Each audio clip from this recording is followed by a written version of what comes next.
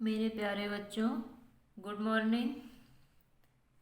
इस समय हम लोगों की एक्सरसाइज 10.5 स्टार्ट करनी है। प्रमेय तो हम लोग देख ही चुके थे 10.11 तक, जो हम लोगों को यूज करनी है। देखते हैं आगे क्या कह रहा है। 10.5 का क्वेश्चन 1, आकृति 10.36 में केंद्र O वाले एक वृत्त पर एक आकृति 10.36 बनी हुई है केंद्र O वाले वृत्त पर। देखिए ये आकृति 3.6 को हमने यहाँ बनाया भी है 10.36 को, और उसके जो भी कह रहा है उसको आगे देखते हैं। ABC तीन बिंदु इस प्रकार हैं कि कोण BOC, O केंद्र है तो क्या बनेगा BOC 30 अंश, AOB 60 अंश, AOB 60 अंश। इसके आगे क्या कह रहा है, यदि चाप ABC के अतिरिक्त, चाप ABC के अतिरिक्त या इतना हिस्सा वृत्त का हमें नहीं लेना, इस चाप को हमें छोड़ना है। डी बिंदु कहीं ले लिया जाए तो हमें ADC चाहिए। किसका मान चाहिए? ADC का। देखिए कितना आसान सा क्वेश्चन है। हम लोग एक थ्योरम पढ़े थे, उस थ्योरम का क्या नाम था,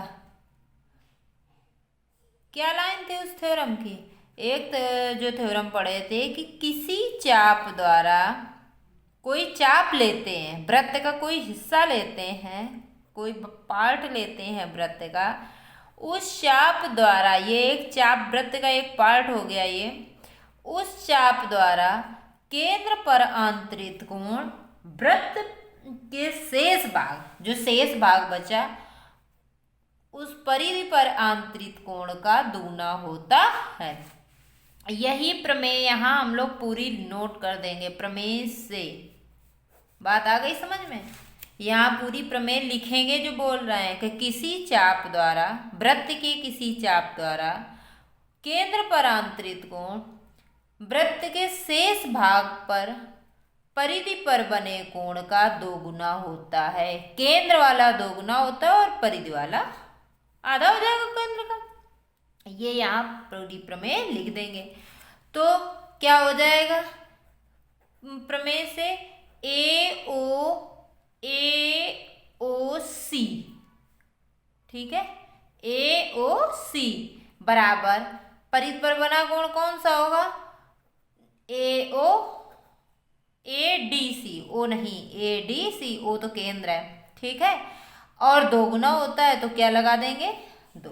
ठीक, हमें AOC चाहिए।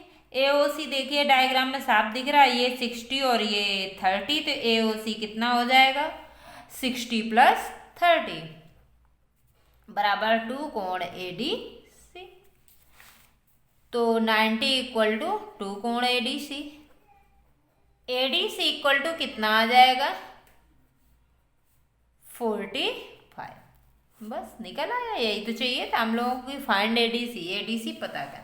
ठीक है, बात आ गई समझ में कि नहीं? कितना आसान सा है। लेकिन आसान कब होगा? जब थ्योरम हमें पता होगी, प्रमेय हमें पता होगी।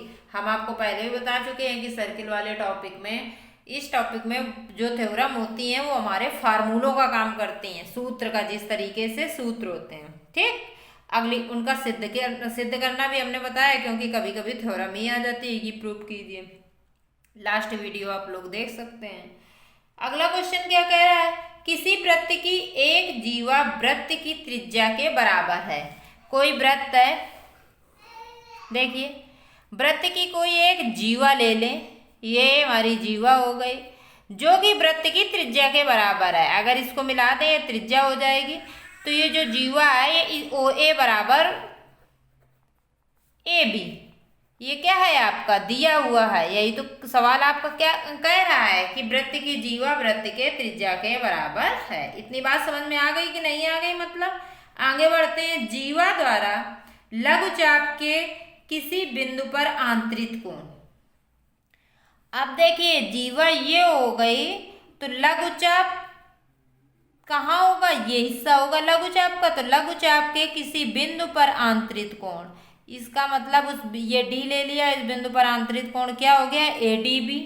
ठीक है, ज्ञात कीजिए तथा दीर्घ चाप के किसी बिंदु पर भी आंतरित कोण ज्ञात कीजिए। हमें निकालना क्या है? कोण ADB बराबर क्वेश्चन मार्क, दीर्घ चाप ये हो गया बड़ा, तो इसको भी किसी बिंदु पर ले लेते हैं और हमें ये भी चाहिए ACB, इसको जोड़ देते हैं। आप लोग स्केल का यूज करिएगा और बिल्कुल सीधा खींचना है, ठीक है? हमारी तो बिना स्केल के वजह से टेढ़ी हो जाए।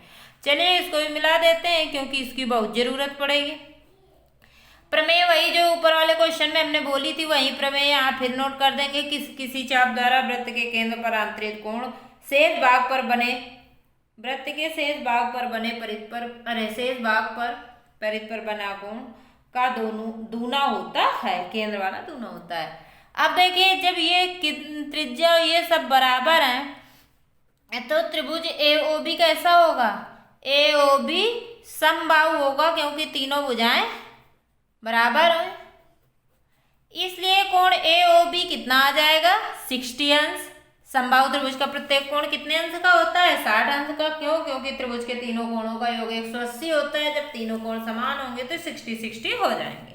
ठीक, तो AOB जब हमारा आ गया 60, तो ACB कितने का होगा? ACB बराबर 2ACB बराबर AOB प्रमेय से। तो ACB कितना हो गया हमारा?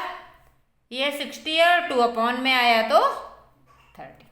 एक आंसर आ गया इस जगह से कि नहीं आ गया ACB? दूसरा आंसर देखिए बहुत आसान है। एक हमने सबसे लास्ट में प्रमेय बताई है 10.12 कि चक्रीय चतुर्भुज के सम्मुख कोणों का योगफल 180 होता है। और आप गौर से अगर देखेंगे तो ADBC एक कैसा चतुर्भुज है? हम लगा दूसरे तरीके से भी सकते हैं, लेकिन हमने सोचा कि इसमें चक्रीय चतुर्भुज का भी ज्ञान हो जाए। तो कैसा चतुर्भुज है? ये चक्रीय है। क्यों है? क्योंकि इसके चारों शीर्ष वृत्त की परिधि पर हैं। बात आ गई समझ में कि नहीं? सम्मुख कोणों का योगफल 180 होता है। ये प्रमेय लिखेंगे कि किसी चक्रीय चतुर्भुज के सम्मुख कोणों का योगफल 180 होता है। इसलिए कोण ACB प्लस कोण ADB बराबर 180। ACB अभी हम लोग निकाल चुके हैं 30 प्लस ADB बराबर 180। तो ADB कितना आ गया? अब इतना तो आप लोग बता ही सकते हैं। हम लोगों को हमको थोड़ा बहुत होमवर्क छोड़ना पड़ेगा आप लोगों के लिए। आप लोग क्योंकि बताते नहीं। ये B है, ADB। ठीक है, कितना हो जाएगा? 150, 30 घट जाएगा। आ गई बात समझ में कि नहीं? इस तरीके से ये तो ये समझ लीजिए चक्रीय चतुर्भुज का यूज हमने इसीलिए कर दिया, इसका मतलब भी पता चल गया। केंद्र और परिधि वाले संबंध वाले देखिए लगातार 2 क्वेश्चन हो ही रहे हैं और भी मिलेंगे बहुत ढेर सारे। अभी तो एक्सरसाइज की स्टार्ट हुई है। चलिए अगला क्वेश्चन 3rd देखते हैं क्या कहने की कोशिश कर रहा है। आकृति 10.37 कहीं बनी हुई है 10.37 और ना बनी हो तो सामने तो आपके आई है। क्या कहना चाह रहा है? कोण PQR 100 दिखा PQR। ठीक, आगे क्या कह रहा है? PQR केंद्र O एक वृत्त पर स्थित बिंदु है। वृत्त पर स्थित बिंदु हो गए OPR, ये हमको पता करना है। कौन सा पता करना है? ये कैसे पता चलेगा? ये एक त्रिभुज है जब ये और ये पता हो। देखिए जो पता करना है उल्टा होते चले जाइए, अपने आप निकल आएगा। बहुत आसान होता है क्वेश्चन, बस देखने में थोड़ा बड़ा लगता है। ये हमें पता करना है ये किसका कोण है? इस त्रिभुज का। इस त्रिभुज का जब एक कोण पता करना है तो हमें कितने पता होने चाहिए? 2। पहली चीज। दूसरी चीज आते हैं, देखिए ये केंद्र है तो ये क्या है? त्रिज्या। तो जब त्रिज्या है तो दोनों त्रिज्याएं समान होती हैं। त्रिज्याएं तो सारी समान होती हैं वृत्त की। तो ये कैसा त्रिभुज हो जाएगा? समद्विबाहु। तो अगर ये x ले लें, हम मान लें कि माना कोण OPR बराबर x अंश, तो सीधी सी बात है त्रिभुज OPR समद्विबाहु है। समद्विबाहु त्रिभुज है, इसलिए ओ आर पी भी 180 एक्स अंश हो जाएगा कि नहीं हो जाएगा? 2 पता चल गए फौरन, चल गए कि नहीं? अब आती है इसकी बारी तीसरे की। तीसरा अगर हम देखें तो अब ये ना कह देना ये चक्रीय है, किसी किसी के दिमाग में चल रहा होगा ये चक्रीय है। क्यों नहीं चक्रीय है? क्योंकि ओ केंद्र पर है, परिधि पर नहीं है। समझ में बात आ रही है आप लोगों को? अगर इस तरफ का पता चल जाए तो 360 में घटा देंगे, ये संपूर्ण कोण है पूरा। इस तरफ का कैसे पता चलेगा? ये फिर वही परिधि वाली प्रमेय जो अभी तक पढ़ रहे थे पूरी नोट कर देंगे, पिछले क्वेश्चन वाली। तो क्या हो जाएगा? पी ओ आर बा कोण, ये दीर्घ कोण, यहाँ दीर्घ लिख दीजिए समझने के लिए, दीर्घ कोण क्या हो जाएगा? पी ओ आर बराबर 2 गुणते पी क्यू आर, 2 गुणते 100 यानी 200 आ गया पी ओ आर। तो लघु यानी त्रिभुज का जो लघु कोण हो गया, एक समझने के लिए पी ओ आर वो कितना होगा? 360 माइनस 200 यानी 160। अब आप ले लेंगे त्रिभुज पी ओ आर में तीनों कोणों का योग कितना होता है? 180 अंश एक्स अंश दान, ये निकल आया 160 बराबर 180 अंश। इसके आगे आप स्वयं कर देंगे, जो एक्स का मान होगा वही हमारा ये जो निकालना है, क्योंकि इसको हमने एक्स माना। ठीक, ये कैलकुलेशन आप लोग स्वयं करेंगे। धन्यवाद बच्चों, अगला वीडियो देखते हैं आगे।